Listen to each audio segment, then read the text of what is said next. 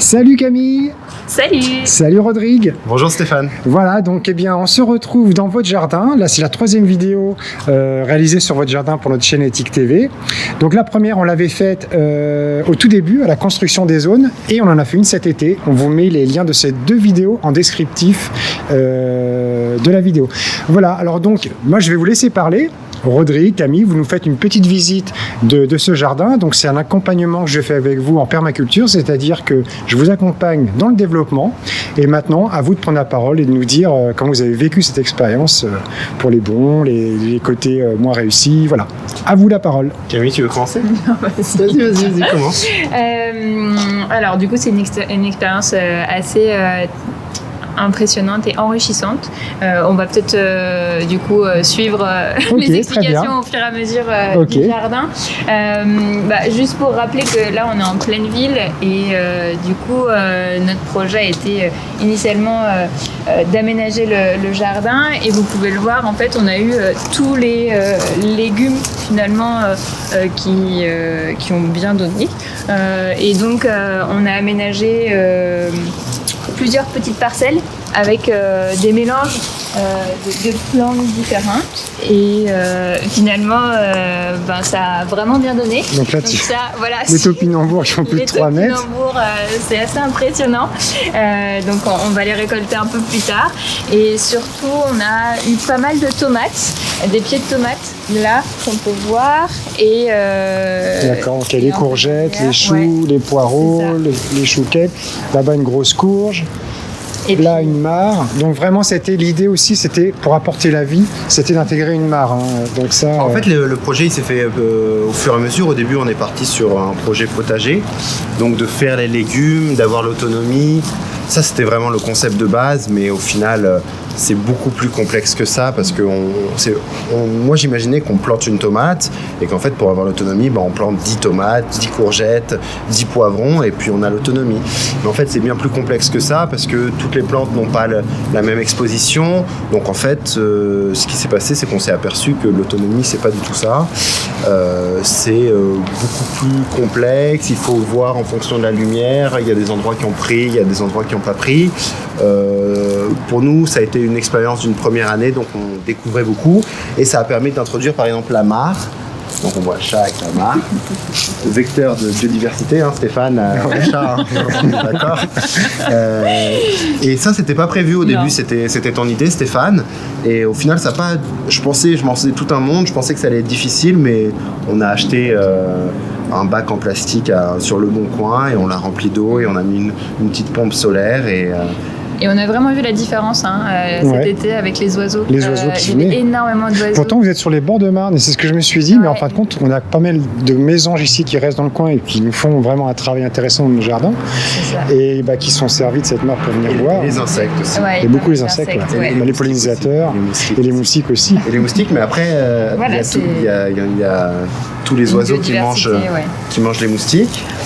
Après, la suite, qu'est-ce qu'on a fait? Là, une grosse zone de tomates, voilà.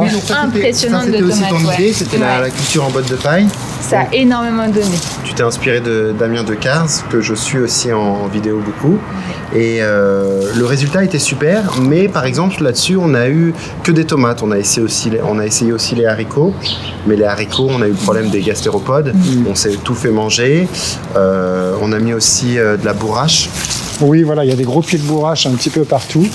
Et donc on voit que ça marche bien et le côté esthétique est sympa. Et le but, c'est avec le terreau qu'on va avoir l'année prochaine. Je sais pas encore ce qu'on a décidé. Est-ce qu'on la continue sur 2 ans ou on la... On va voir ça, ouais. On va voir ça. Ça, c'est une nouvelle zone. Zone en L, oui, voilà. Et puis là, derrière, du coup, le compost. Voilà, un gros compost ici. On accumule déchets de cuisine, tous les déchets verts, du carbone avec de la paille, des feuilles, etc. pour nous faire du terreau pour l'année prochaine. Ok, très bien. Ensuite, là, il y a la butternut. Et en fait, donc ça, c'est un plan que m'a passé un copain. Donc on voit qu'il y a 3 butternuts. Derrière, il y a des plantes physalis, c'est les petits fruits oranges qu'on mange généralement à Noël. Il y a aussi des framboisiers, des figuiers qui poussent naturellement. Là, on a mis des salades, des poireaux. Là, c'est les salades d'hiver, les poireaux. Là, les choux de Bruxelles. Une grosse zone de poireaux encore. Et là, c'est la zone... Encore une zone de tomates, des poireaux. Et ce qu'on a pu remarquer, c'est quand même qu'on n'a pas du tout eu de mildiou. Ça, c'était quand même intéressant. L'odium est arrivé vite sur les courgettes au mois d'août, mais août-septembre. Mais le mildiou, on a quand même eu des tomates qui sont restées productives et pas malades, quoi. Et ça, parce qu'on a beaucoup utilisé le purin d'ortie et aussi le jus du lombricomposteur que tu as fait. Est-ce que ça a joué? Je sais pas, mais c'est vrai qu'on n'a pas eu de mildiou. Voilà. Et donc là, on a testé tardivement, simplement au mois d'août, des patates douces. Et en fait, les feuilles des patates douces sont comestibles. Hein, ça se mange comme des épinards. En fait, on peut aussi les manger. Ça, c'est Nicolas avec qui je fais le stage qui m'a signifié ça. C'est plutôt intéressant. Ok, bon très bien. Et donc là, après, on a toutes les plantes médicinales, toutes les plantes aromatiques.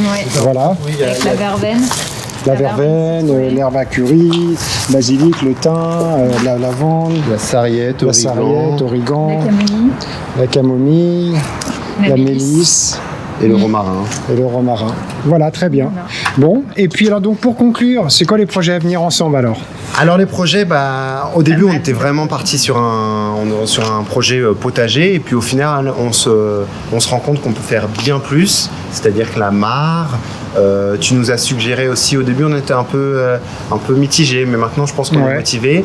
C'est on a le problème des gastéropodes et pour trouver une solution un peu bénéfique à ça, ça serait peut-être, c'est même sûr qu'on va mettre des canards coureurs indiens. L'avantage, c'est que on va mettre un couple. Normalement, on va mettre un couple et ils mangent les gastéropodes, ils volent pas, ils font pas trop de bruit et ils vous feront des œufs. Et ils vont faire des œufs. Il paraît que ça fait plus de, on va voir si ça marche. Ça fait plus de 200 œufs pour la canne par an. Et aussi l'intérêt aussi, c'est pour les déchets de cuisine, le riz, les pâtes, les choses comme ça, les croûtes de fromage. On peut leur donner aussi à manger. Donc pour recycler. Ça peut être intéressant plutôt que de jeter parce qu'on n'utilise pas dans le compost ça. Donc ça va. T'es sûr de ça pour les déchets alimentaires? Moi, ma grand-mère, elle donnait ça. Mais je sais. Bon, on va voir. De toute façon, ils sont pas encore là. On va essayer. Non, mais on s'est pas encore renseigné. Stéphane derrière qui fait. faut dire ça.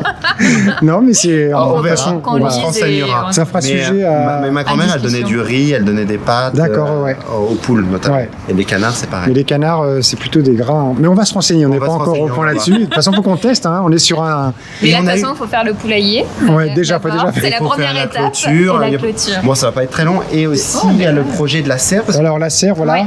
Dans cette zone-là, on va essayer de faire sauter les dalles et mettre la serre en pleine terre, donc une serre en verre et en métal. D'accord. L'idée, c'est qu'on a eu pas mal de difficultés au début de l'année, pendant la période Covid. Et là, c'était beaucoup Camille et toi, pour faire les semis entre semis en serre chaude, serre froide et extérieure. Et on a fait pratiquement tous nos plans. On est parti de la graine. C'est dans un châssis, en fin de compte. Juste un petit châssis d'1 mètre, et puis à peine 1 mètre carré. Et aussi mettre des plantes, par exemple les tomates, comme ça, on a des des tomates plus précocement et plus tardivement. Voilà. Et les agrumes aussi. Voilà. Les agrumes, Oui, puis on peut Oui, on peut essayer les agrumes et la vigne aussi dedans, on voulait essayer. Bon, bah super. Bon, ça avait beaucoup de problèmes. Bah voilà. Mais, Et bien donc on refera une vidéo quand tout ça sera en place, quand les canards seront là, quand la serre sera présente et garnie. Okay. Voilà, bah merci beaucoup Camille Rodrigue pour votre confiance et à très bientôt pour la suite. Okay. Merci beaucoup. Salut.